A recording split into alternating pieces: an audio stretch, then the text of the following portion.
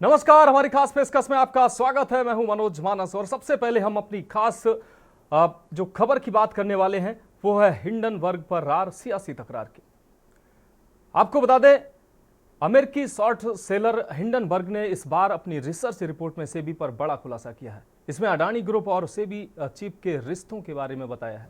हालांकि सेबी चीफ और अडानी ग्रुप ने हिंडनबर्ग की रिपोर्ट पर अपना बयान जारी कर दिया है और दोनों लोगों ने रिसर्च रिपोर्ट के आरोपों को खारिज किया है और इसे बेबुनियाद भी बताया है। वही हिंडनबर्ग रिसर्च ने शनिवार को बाजार नियामक, भारतीय प्रतिभूति एवं विनिमय बोर्ड यानी कि सेबी के प्रमुख माधवी बुच के खिलाफ नया खुलासा किया है।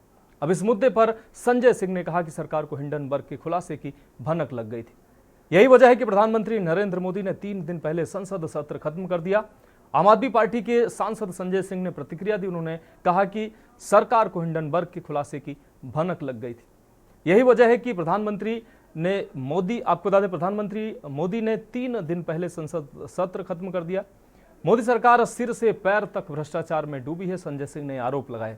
अपने दोस्त अडानी को बचाने के लिए पीएम मोदी ने उसी सेबी चेयरमैन से जांच करवाई जिसने घोटाला किया था। सुप्रीम कोर्ट को अपने फैसले पर पुनर्विचार करना चाहिए। के भ्रष्टाचार को उजागर करने की सजा मुझे 6 महीने जेल के रूप में मिली और आपको याद होगा कि देश की संसद में मैंने नारा लगाया था प्रधानमंत्री जी के सामने कि मोदी अडानी भाई भाई देश बेच के खाई मलाई, क्योंकि 18 महीने पहले हिंडनबर्ग की एक रिपोर्ट आई जिससे पूरा देश और पूरी दुनिया अचंभित रह गए। वो रिपोर्ट क्या कह रही थी? वो रिपोर्ट ये कह रही थी कि दुनिया के तमाम घोटालेबाजों को इकट्ठा करके भारत से मनी लॉन्ड्रिंग करके अडानी ने हजारों करोड़ रुपए मॉरिशस में फर्जी कंपनियां बना के चैन चुंग लिंग, नासिर अली, इन लोगों के माध्यम से फर्जी कंपनियां बना के हजारों करोड़ रुपए लगाया। और आगे हम बात करेंगे हिंदुओं पर अत्याचार और संतों की हुंकार। एक ब्रेक के बाद इसको हम दिखाएंगे। आप देख रहे हैं के न्यूज, खबरों का सारथी। ब्रेक के बाद हमारी खास पेशकश में एक बार फिर से आपका स्वागत है। बात कर रहे हैं हिंदुओं पर अत्याचार, संतों की हुंकार। बांग्लादेश में हिंदुओं पर हो रहे अत्याचार को लेकर साधु संतों में रोष व्याप्त है। साधु संत लगातार सरकार से इस मामले में कदम उठाने की मांग कर रहे हैं। इसी को लेकर हरिद्वार, ऋषिकेश के समस्त आश्रमों व विभिन्न अखाड़ों के साधु संतों ने बांग्लादेश की घटनाओं को लेकर हिंदुओं पर हो रहे बर्बर अत्याचार और हत्याओं के खिलाफ एकजुट होकर विरोध में प्रदर्शन का भारत के राष्ट्रपति, प्रधानमंत्री, संयुक्त राष्ट्र संघ के अध्यक्ष के नाम पर ज्ञापन हरिद्वार के अपर जिलाधिकारी पीएल शाह के माध्यम से सौंपा। इस दौरान एसडीएम अजय वीर सिंह, आपको बता दें मनलाल अखाड़ा परिषद अध्यक्ष महानिर्वाणी के सेक्रेटरी रविंद्रपुरी, महामंडलेश्वर जूना अखाड़ा स्वामी यतीन्द्रा नंदगिरी, स्वामी रूपेंद्र प्रकाश, स्वामी प्रबोधानंद गिरी, बाबा हठ योगी, संत जगतार सिंह, गोविंद दास, संजीव चौधरी एवं राजेश रस्तोगी आदि मौजूद रहे। तो संतों की हुंकार जारी है। ये तस्वीरें आप देख सकते हैं। महामहिम राष्ट्रपति भारत सरकार और माननीय प्रधानमंत्री जी, माननीय गृह मंत्री जी को एक ज्ञापन यहाँ के समस्त साधु समाज की तरफ से हम लोगों ने दिया है, जिसमें मांग की गई कि भारत का एक भाग रहा हुआ बांग्लादेश आज जो हिंदुओं पर अत्याचार हो रहा है, वहाँ के मंदिरों के ऊपर आक्रमण हो रहा है, उसकी तत्काल सुरक्षा की व्यवस्था की जाए। सारा साधु समाज से चिंतित है। समस्त भारत के जितने अखाड़े, आश्रम हैं, सबके प्रतिनिधि यहाँ उपस्थित रहे हैं और मुझे आशा है कि आपके इस चैनल के माध्यम से एक ज्ञापन हमने यहाँ के जिला अधिकारी के जो प्रतिनिधि थे, जिला अधिकारी जो प्रशासनिक अधिकारियों को हमने सौंपा और हमें आशा है कि हमारी मांगों की प्रशासन त्वरित कार्रवाई करेगा। आज पूरी दुनिया देख रही है कि बांग्लादेश में किस प्रकार से मानवता का नंगा नाच हो रहा है। चौराहों पर हिंदुओं को उल्टा लटका लटका के मारा जा रहा है। वहां रह रहे और जो हिंदू छात्र हैं उनको 5-5, 6-6 मंजिल से ऊपर से पटक पटक कर फेंका जा रहा है, जबरन हिंदुओं को मुसलमान बनाया जा रहा है। आज भारत के समस्त हरिद्वार ऋषिकेश के संतों ने मिलकर भारत के माननीय राष्ट्रपति, प्रधानमंत्री, गृह मंत्री और संयुक्त राष्ट्र संघ के अध्यक्ष जी को यहाँ ज्ञापन दिया है कि भारत सरकार अंतर्राष्ट्रीय दबाव बनाकर अंतर्राष्ट्रीय मानवाधिकार को और संयुक्त राष्ट्र संघ को तुरंत कि बांग्लादेश के अंदर शांति कायम हो, हिंदुओं के जान मान सम्मान की रक्षा हो और वहां निरंतर जब से बांग्लादेश बना है चुन चुन के हिंदुओं को खत्म किया जा रहा है। हिंदुओं के स्वाभिमान के लिए एक अलग देश हिंदुओं के लिए बांग्लादेश के अंदर बनाया जाए, जिससे हिंदू समाज स्वाभिमान के साथ रह सके। आज हरिद्वार के 13 अखाड़ों के पूज्य संतों के प्रतिनिधित्व ने एक ज्ञापन महामहिम राष्ट्रपति प्रधानमंत्री जी को भेजा है कि भारत सरकार हस्तक्षेप करे और वहां पर हो रहे हिंदुओं के अत्याचार को तत्काल प्रभाव से रोका जाए, क्योंकि जिस प्रकार से मानवाधिकार के जो संगठन हैं वो मौन और चुप्पी धारण किए हुए हैं, ये बहुत दुर्भाग्यपूर्ण है। यूएनओ को उसमें इंटरफेरेंस करना चाहिए और एक अलग हिंदुओं के लिए राष्ट्र की मांग संतों ने की है। हम सब लोग 2 करोड़ रहने वाले हिंदुओं के लिए अलग राष्ट्र की मांग करते हैं, जिससे वो सुरक्षित रह सके और वहाँ पर किसी प्रकार की अप्रिय घटना ना हो सके, ये बहुत आवश्यक है।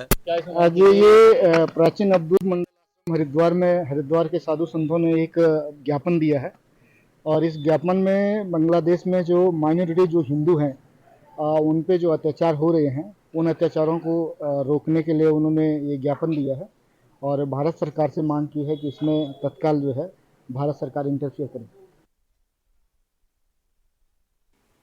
अखाड़ों ने अपना विरोध दर्ज कराया है, ज्ञापन सौंपा है, एसडीएम को ज्ञापन सौंपा है। आशु शर्मा हमारे संवाददाता ज़्यादा जानकारी के लिए हरिद्वार से हमारे साथ जुड़ चुके हैं।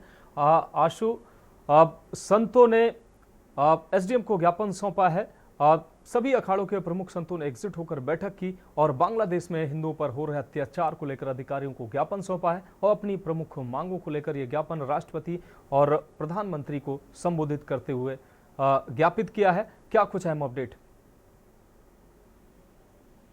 आशु, क्या आप हमें सुन पा रहे हैं? तो आशु शर्मा से हमारा संपर्क नहीं हो पा रहा है। हम आपको बता दें, दोबारा उनसे जुड़ने का प्रयास करेंगे। प्रमुख अखाड़ों ने एकजुट होकर एसडीएम को ज्ञापन सौंपा है, राष्ट्रपति और पीएम के नाम ये ज्ञापन सौंपा गया है।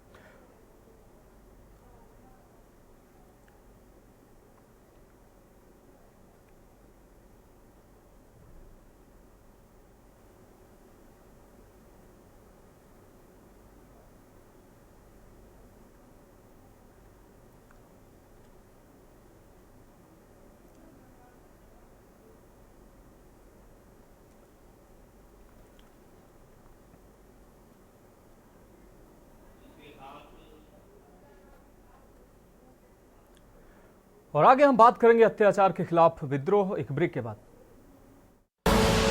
आप देख रहे हैं के न्यूज, खबरों का सारथी। ब्रेक के बाद हमारे खास पेशकश में एक बार फिर से आपका स्वागत है। हम बात कर रहे हैं अत्याचार के खिलाफ विद्रोह की। बांग्लादेश में शेख हसीना का तख्ता पलट हो चुका है। देश में अराजकता और हिंसा फैल गई है। इस अराजकता और हिंसा के माहौल को भांपकर शेख हसीना पहले ही देश छोड़कर भारत आ चुके हैं। अब हिंसा का दंश बांग्लादेश में बचे अल्पसंख्यक हिंदुओं को झेलना पड़ रहा है।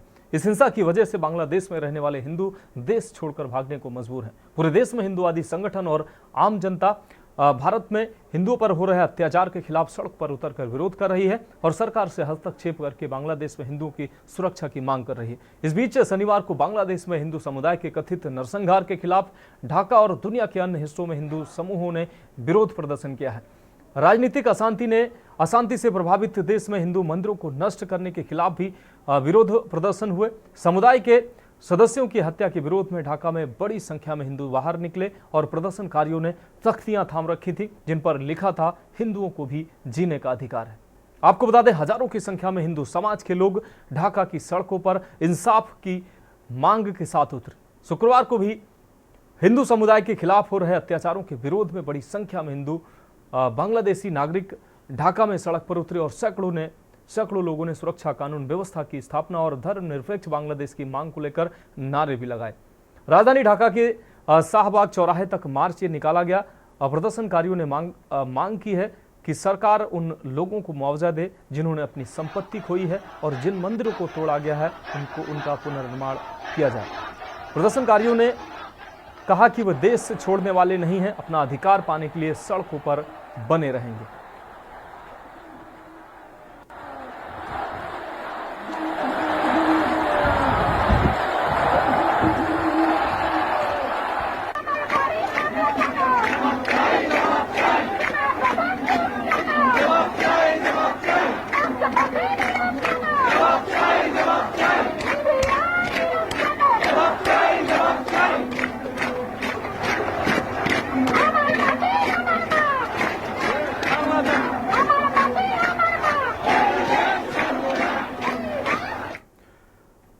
और अब हम बात करेंगे बीएसपी का प्लान उपचुनाव पर ध्यान की। दरअसल यूपी में होने वाले उपचुनाव की तैयारियों में अब बहुजन समाज पार्टी भी जुट चुकी है और पहली बार बहुजन समाज पार्टी उपचुनाव लड़ने जा रही है। दरअसल यूपी की 10 विधानसभा सीटों पर उपचुनाव होने वाले हैं और इसे लेकर मायावती ने भी तैयारियां शुरू कर दी हैं। मायावती ने लखनऊ में अपनी पार्टी के पदाधिकारियों और जिला अध्यक्षों की मीटिंग बुलाई और मीटिंग में उपचुनाव के मद्देनजर उम्मीदवारों और चुनाव में बसपा की रणनीति पर बात की उन्होंने। आपको बता दें कि यूपी में मायावती और उनकी पार्टी पिछले कुछ वक्त से मुश्किल दौर से गुजर रही है। लोकसभा में बसपा का एक भी सांसद नहीं है। पिछले 10 साल में यह दूसरी बार हुआ है कि लोकसभा में मायावती का एक भी सांसद नहीं पहुंचा है। अब इसको लेकर मायावती ने बैठक बुलाई और पार्टी को मजबूत करने और उपचुनाव की तैयारियों को लेकर मायावती ने बैठक की।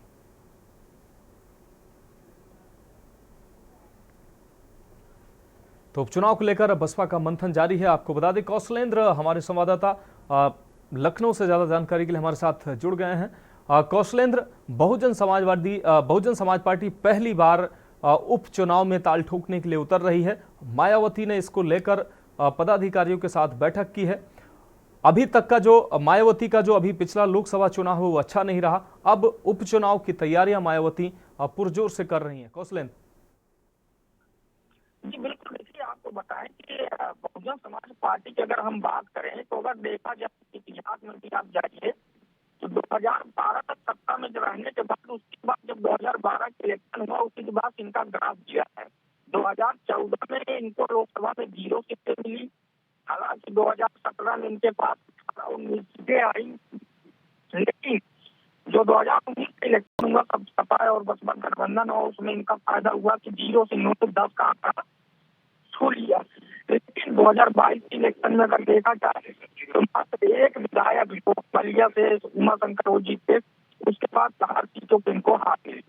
अब वही उपचुनाव में करने की बात कर रही है। तो कहीं कहीं अब इनको लग रहा है कि उपचुनाव के माध्यम से जो जनादेश है, जो हमारे पार्टी कार्यकर्ता जो शिथिल पड़ गए हैं, उनमें कम से कम कुछ ताकत देने का काम होगा। इसलिए इन्होंने चुनाव में उतरने का बना लिया। और 10 विधानसभा में जो सीटों पे जो उपचुनाव होने हैं उत्तर प्रदेश में, उसके लिए इन्होंने अपने प्रदेश पदाधिकारी और जिला अध्यक्ष महानगर सभी को बुला के बैठक की है और उसमें निर्देश दिया है कि सब लोग पूरी ताकत से लड़े और सब मिल के जो है जो 10 विधानसभा सीटों पर चुनाव होना है पूरी ताकत के साथ वहाँ पे प्रसार। निश्चित रूप से कौशलेंद्र, इससे तमाम जानकारी के लिए आपका बहुत शुक्रिया। तो आपको बता दें कि मायावती का मंथन जारी है और उपचुनाव में पहली बार बहुजन समाज पार्टी भी अब ताल ठोक रही है और देखना होगा कि अब उपचुनाव में बहुजन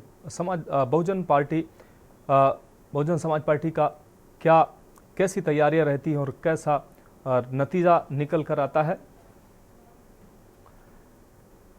और अब हम बात करेंगे जुबानी जंग की। दरअसल दिल्ली के कथित शराब घोटाले से जुड़े भ्रष्टाचार और मनी लॉन्ड्रिंग मामले में दिल्ली के पूर्व उप मुख्यमंत्री मनीष सिसोदिया को सुप्रीम कोर्ट की तरफ से सुप्रीम कोर्ट से जमानत दिए जाने के बाद आम आदमी पार्टी और बीजेपी के बीच अब जुबानी जंग एक बार फिर से शुरू हो गई है।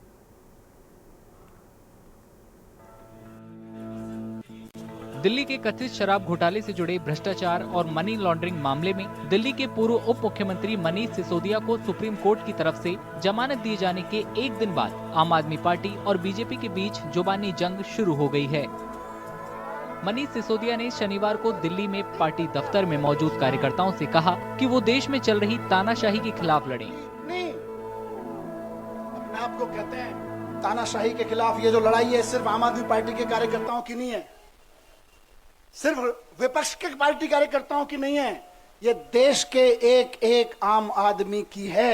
अगर देश के पूरे विपक्ष के नेता पूरी ताकत से एक बार हुंकार भर देंगे तो आज देश में वो माहौल है कि अरविंद केजरीवाल जी 24 घंटे के अंदर बाहर आ जाएंगे। वहीं इस मामले में बीजेपी ने कहा कि मनीष सिसोदिया को सुप्रीम कोर्ट से मिली जमानत से ये साबित नहीं होता कि वो कथित अपराधों से बरी हो गए हैं। मैं बड़ी जिम्मेदारी से ये कह सकता हूं कि शराब घोटाले का किंगपिन अरविंद केजरीवाल अभी भी जेल की सलाखों के पीछे है। मैं ये भी कह सकता हूं बड़ी जिम्मेदारी से कि एक और पूर्व मंत्री सतेंद्र जैन 18 महीने से ज्यादा की अवधि हो गई, अभी भी जेल की सलाखों के पीछे है। इस पापी आप कट्टर बेईमान अराजक अपराध पार्टी और अरविंद केजरीवाल के डीएनए में भ्रष्टाचार और कट्टर बेईमानी है। सुप्रीम कोर्ट से जमानत मिलने के बाद मनीष सिसोदिया शुक्रवार शाम को तिहाड़ जेल से बाहर आए।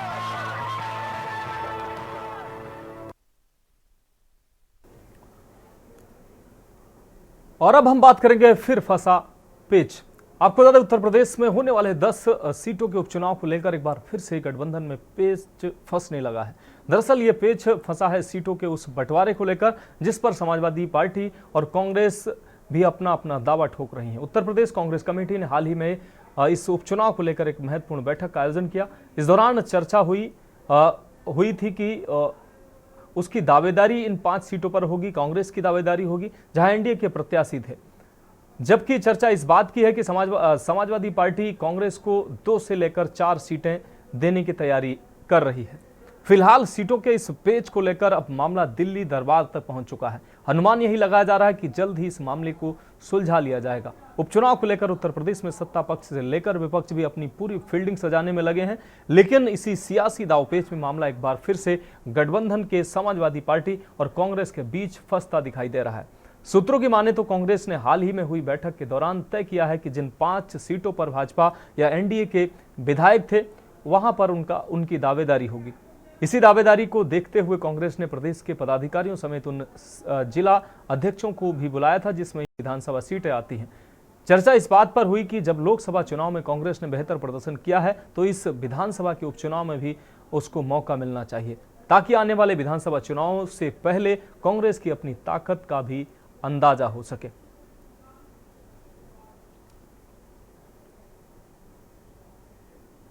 तो कांग्रेस और सपा के बीच एक बार फिर से उपचुनाव में सीटों को लेकर पेच फंसता नजर आ रहा है।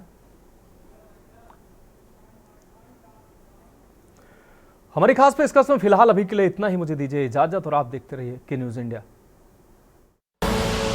आप देख रहे हैं के न्यूज, खबरों का सारथी।